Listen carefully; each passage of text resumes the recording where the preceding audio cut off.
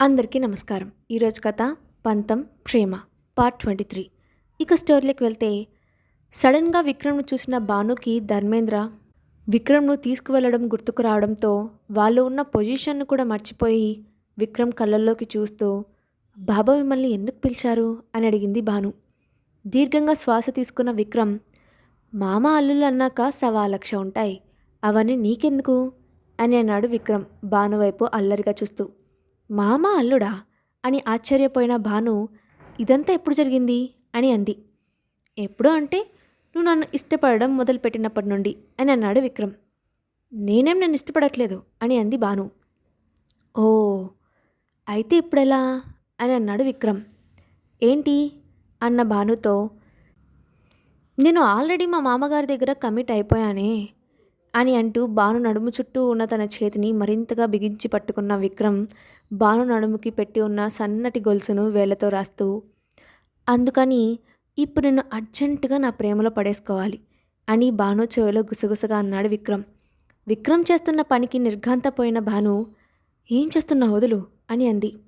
ఓ వదులుగా ఉందా అంటూ మరింత టైట్గా భానుని పట్టుకున్నాడు విక్రమ్. ఏమైంది నీకు ఇవాళ? ఎప్పుడు బుద్ధిగా ఉండే నువ్వు ఇప్పుడెందుకు ఇలా చేస్తున్నావు అని అడిగింది భాను. విక్రమ్ ఎప్పుడూ కేరింగ్గా చూపిస్తూ ఉండేవాడు, కానీ భాను దగ్గర అడ్వాంటేజ్ తీసుకోవడానికి ప్రయత్నించలేదు. దాంతో ఇప్పుడు విక్రమ్ ప్రవర్తన భానుకి కొత్తగా ఉంది. నీపై నాకున్న ప్రేమ గురించి మీ బాబాకు తెలిస్తే సరిపోతుందా? నీకు తెలియాలిగా, అప్పుడేగా నువ్వు కూడా నన్ను ఇష్టపడుతున్నావన్న విషయం నీకు కూడా తెలిసేది అని అన్నాడు విక్రమ్. ఇదా ప్రేమ చూపించే విధానం అని అన్న భాను మాటకు మరెలా అని ఆలోచిస్తున్నట్టుగా చూస్తూ ఇలానా అంటూ టక్కున భాను పెదవులపై పెక్కిచ్చాడు విక్రమ్. విక్రమ్ను వెనక్కి నెట్టిన భాను ఇవాళ నీకేదో అయ్యింది అని అంటూ అక్కడి నుండి కిందకు వెళ్ళిపోయింది. అవును, నిన్ను ఇలా వెన్నెల్లో చూసి నా మతిపోయింది అని నవ్వుకుంటూ పాకెట్లో రింగ్ అవుతున్న మొబైల్ తీసి చూడగా ఆర్కే కాల్ చేస్తుండడంతో ఫోన్ మాట్లాడుతూ పైన ఉండిపోయాడు విక్రమ్. విక్రమ్ చేసిన పనితో సిగ్గుపడుతూ చిన్నగా నవ్వుతూ కిందకు వెళ్ళింది భాను. అలా సిగ్గుపడుతూ కిందకు వెళ్తున్న భానుని అనుపమ మాహిర్కు చూపిస్తూ ఇప్పటి వరకు కిట్టి ఇంత సంతోషంగా ఉండడం నేనెప్పుడు చూడలేదు. ఇప్పుడు విక్రమ్ గారిని కిట్టీకి దూరం చేసి ఇప్పుడిప్పుడే మళ్ళీ నార్మల్ అవుతున్న తనను మళ్ళీ ఒంటరితనంలోకి నెట్టేస్తారా అని మాహిర్ను అడిగింది అనుపమ. ఒక్క క్షణం మౌనంగా ఉన్న మాహిర్ అనుపమ వైపు తిరిగి మాట్లాడుతూ కానీ ఆ విక్రమ్ గుడియాను బ్లాక్మెయిల్ చేసి షాదీ చేసుకున్నాడు, అలాంటి వాడిని ఎలా నమ్మేది అని అన్నాడు మాహిర్. సరే, బ్లాక్మెయిల్ చేసి పెళ్లి చేసుకున్నాడు అంటున్నారు, కానీ ఎప్పుడైనా కిట్టిని ఇబ్బంది పెట్టాడా అని అంది అనుపమ. కానీ అంటూ ఏదో అనబోయిన మాహిర్ వాళ్ళిద్దరూ ఉన్న పొజిషన్ చూసి సైలెంట్ అయిపోయాడు. భాను గురించి మాట్లాడే క్రమంలో వాళ్ళిద్దరూ ఒకరికొకరు ఎంత దగ్గరగా ఉన్నారో పట్టించుకోలేదు. ఒక్కసారిగా రిలీజ్ అయిన వారిద్దరూ ఐఎమ్ సారీ అంటూ చెరో పక్కకి జరిగి నిలబడ్డారు. అద్వయ్ బంగ్లా బాల్కనీలో కూర్చొని విక్రమ్ విల్లా వైపు చూస్తున్నాడు అద్వయ్. భాను విక్రమ్ ఇంకా విల్లాకి రాకపోవడంతో అద్వయ్ మనసు పరిపరి విధాలుగా ఆలోచిస్తూ ఉంది. 4 నెలల నుండి భాను అటెన్షన్ పొందడానికి ట్రై చేస్తున్న భాను వైపు నుండి ఎటువంటి మార్పు లేకపోవడం, ముఖ్యంగా భాను గురించి ఏమీ తెలుసుకోవడానికి ప్రయత్నం చేసినా అది కూడా అంతా తిరిగి తిరిగి వచ్చి విక్రమ్ దగ్గర మాత్రమే ఆగుతుండడంతో ఫ్రస్ట్రేట్ అయిన అద్వయ్ తన అసిస్టెంట్ శేఖర్ను పిలిచి భాను ఎక్కడ ఉందో తెలుసుకోమని చెప్పాడు. ఆ ఇంటికి వచ్చిన సమయంలో ఉన్న భయం బెరుకు ఇప్పుడు ఎవ్వరిలోనూ లేవు. భాను దగ్గర నుండి కిందకు వచ్చిన అనురాగ్ లీలాకు కిచెన్లో వంట చేయడంలో హెల్ప్ చేయడం మొదలుపెట్టాడు. లీలావతికి కూడా అనురాగ్ అల్లరి చాలా నచ్చడంతో వాళ్ళిద్దరూ మంచి ఫ్రెండ్స్ అయిపోయారు. మాహిర్ ఒక్కడే సంతానం అవ్వడం, చిన్నప్పటి నుండి తండ్రి పరువు లాంటి బరువు బాధ్యతల భారం మాహిర్ భుజాలపై ఉండటం వలన ఎప్పుడూ గంభీరంగా ఉంటూ వయసుకు మించిన పరిణితిని చూపిస్తూ ఉండటంతో అందరిలా సమయం గడిపే వీలు లేకుండా పోయింది మాహిర్కు. దాంతో మాహిర్ను ముద్దు చేయాలన్న ఆశ లీలకు తీరలేదు. అనురాగ్కు తన ఇంట్లో తన తల్లి దగ్గర దొరకని ప్రేమ, సంతోషం ఇక్కడ లీలా గారి దగ్గర దొరకటంతో లీలాకు దగ్గరయ్యాడు అనురాగ్. డైనింగ్ టేబుల్ దగ్గర అందరూ భోజనానికి కూర్చోగా లీలా గారు వడ్డిస్తున్నారు. చూడ్డానికి అదంతా ఒకే కుటుంబంలో అనిపించడంతో మనసుకి సంతోషంగా అనిపించి అనుపమ భాను కలిసి లీలా గారిని భోజనానికి కూర్చోపెట్టి వాళ్ళిద్దరూ వడ్డించడం మొదలుపెట్టారు. అనుపమ అందరికీ కొసరి కొసరి వడ్డిస్తుంటే భానుకి మధ్య మధ్యలో ముద్దులు కలిపి తినిపిస్తున్నారు లీలావతి గారు. అంతకుముందు జరిగిన సంఘటన వల్ల మాహిర్ కనీసం అనుపమ ముఖం వైపు కూడా చూడడం లేదు. అందరూ భోజనం చేయడం పూర్తయిన తర్వాత అనురాగ్ని లీలాతో పంపించేసింది భాను. భాను అనుపమ భోజనానికి కూర్చోవడంతో విక్రమ్ భానుకి వడ్డిస్తుంటే మాహిర్ను అనుపమకు వడ్డించమని చెప్పింది భాను. వాళ్ళకు కాస్త దూరంగా కూర్చొని నలుగురిని చూస్తున్న లీలా ధర్మేంద్ర వైపు తిరిగి వాళ్ళని చూడమన్నట్టుగా సైగ చేసింది. అద్వై బంగ్లాలో. సార్ సార్ అని అరుస్తూ హడావిడిగా బంగ్లాలోకి వచ్చిన శేఖర్ బాల్కనీలో కూర్చొని వైన్ సిప్ చేస్తున్న అద్వై దగ్గరకు వచ్చాడు.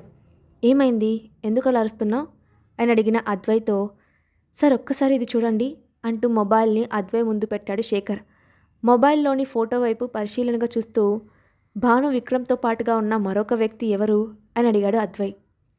సార్ అతను Mahir, Bombay best business man, Dharmendra కొడుకు అని తెలిసింది. బొంబాయిలో వీళ్ళు చాలా ఇన్ఫ్లుయెన్స్ పర్సన్స్ అట.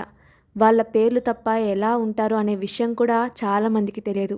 వాళ్ళకు సంబంధించిన ఏ విధమైన సమాచారం బయటకు రానివ్వరు. ఆ మాహిదర్ చాలా మూర్ఖుడు అని అతనికి పేరుంది. వాళ్ళ గురించి ఎవరైనా తెలుసుకోవాలని ప్రయత్నించినా ఆ మాహిదర్ అని అంటున్న శేఖర్ను ఆపిన అద్వై, నువ్వు మాహిదర్ భజన మాని భానుకి వాళ్ళకి మధ్య ఉన్న రిలేషన్ ఏంటో అది చెప్పు అని అన్నాడు. తలదించుకున్న శేఖర్, అది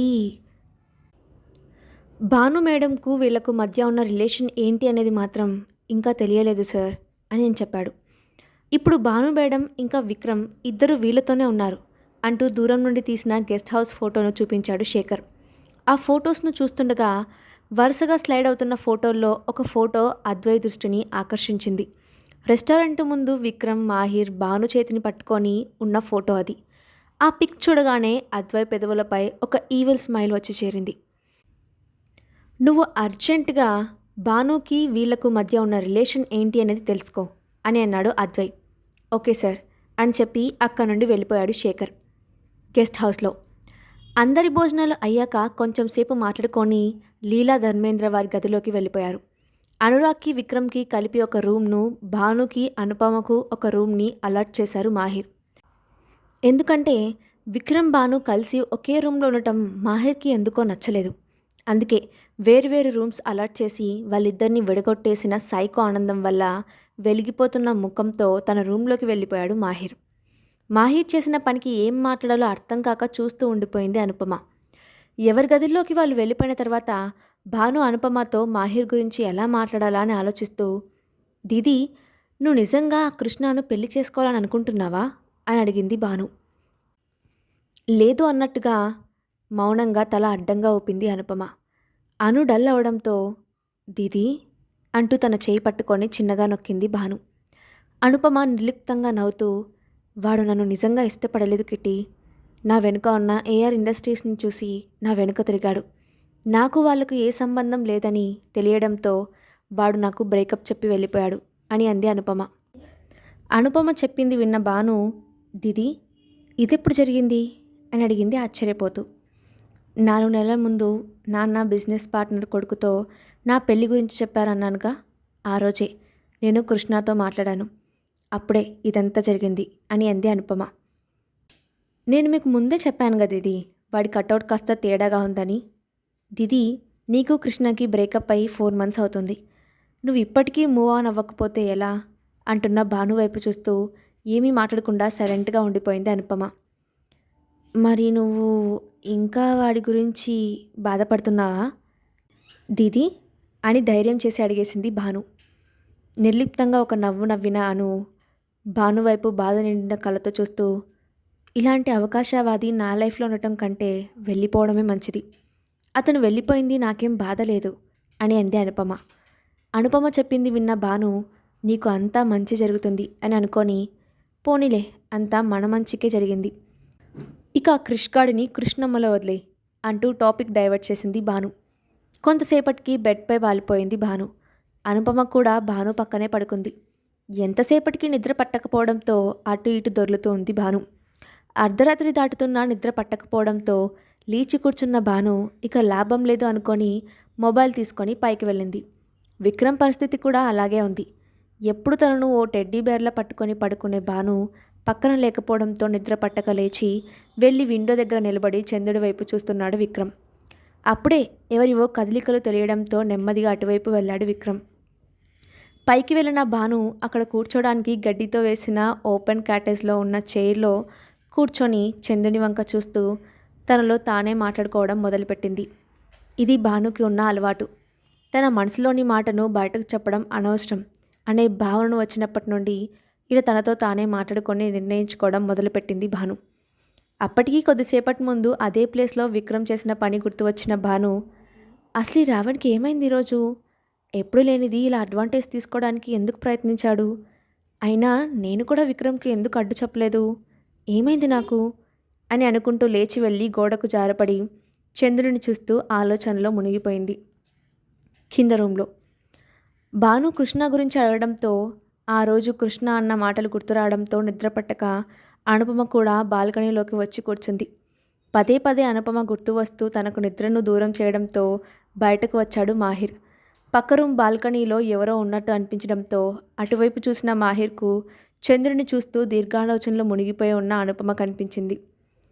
టెర్రస్పై తదేకంగా చంద్రుని చూస్తున్న భానుకి ఎవరో తన చుట్టూ షోల్ కప్పడంతో ఆలోచన నుండి తేరుకొని ఎవరా అని చూసింది. పక్కనే విక్రమ్ నవ్వుతూ నిలబడి ఉండటంతో, నువ్వేంటి ఇక్కడ అని అడిగింది భాను. నువ్వేం చేస్తున్నావో నేను అదే చేస్తున్నా అని అన్నాడు విక్రమ్. నేనేదో నిద్ర పట్టక ఇక్కడికి వచ్చాను అని అంది భాను. నేను కూడా అని అన్నాడు విక్రమ్. ఏ అని అడిగిన భాను వైపు కొంటెగా చూస్తూ, ఏమో నీకు పట్టలేదు కాబట్టి నాకు పట్టలేదు అనుకుంటా అంటూ భాను పక్కనే అనుకున్నట్టుగా నిలబడ్డాడు విక్రమ్. ఏదో శృతి మించుతోంది అని అనుకొని క్యాటేజ్లోకి వెళ్ళి కూర్చుంది భాను. భాను వెనకే లోపలికి వెళ్ళి భాను పక్కనే కూర్చున్న విక్రమ్ భాను చేతిని తన చేతిలోకి తీసుకున్నాడు. విక్రమ్ అలా పక్కనే ఉండేసరికి భాను హార్ట్ బీట్ అమాంతం రైజ్ అయింది. నీకు ఈ ప్లేస్ బాగా నచ్చిందా అని అన్నాడు విక్రమ్. చాలా బాగుంది అని అంది భాను. తన చేతిని భాను చేతితో లాక్ చేసిన విక్రమ్, సో నెక్స్ట్ ఏంటి అని వినిపించిన మాటకు విక్రమ్ వైపు చూసింది భాను. తన వైపే చూస్తున్న విక్రమ్తో, ఏంటి అని అడిగింది. అదే నెక్స్ట్, ఎప్పటి నుండి ఆఫీస్కి వస్తావు అని అన్నాడు విక్రమ్. ఆఫీస్కా అని అన్న భానుతో, మరి ఇంకేమనుకున్నావు అని అన్నాడు విక్రమ్. ఏం లేదు అని అన్న భాను వైపు చూసి తనలో తానే నవ్వుకున్న విక్రమ్ అవి ఇవి మాట్లాడుతూ ఉండేసరికి కొంతసేపటికి అక్కడే నిద్రపోయారు ఇద్దరు. వీళ్ళకి దూరంలో ఉన్న చెట్టుపై నుండి ఒక వ్యక్తి భాను విక్రమ్లను బైనాక్యులర్తో గమనిస్తూ ఫోన్లో లైవ్ కామెంటరీ ఇస్తున్నాడు. అటువైపు నుండి వ్యక్తి ఫోన్లో భాను విక్రమ్ల మధ్య బలపడుతున్న బంధం గురించి మాట్లాడుతూ, ఎంత ఎక్కువగా నమ్మితే అంతగా మోసపోతారు, అలాగే ఎంత లోతుగా ప్రేమలో పడితే వాళ్ళ మధ్య దూరం అంతగా పెంచడానికి వీలవుతుంది. విడిపోయినప్పుడు బాధ కూడా అదే స్థాయిలో ఉంటుంది. మనకి కావాల్సింది కూడా అదే కదా.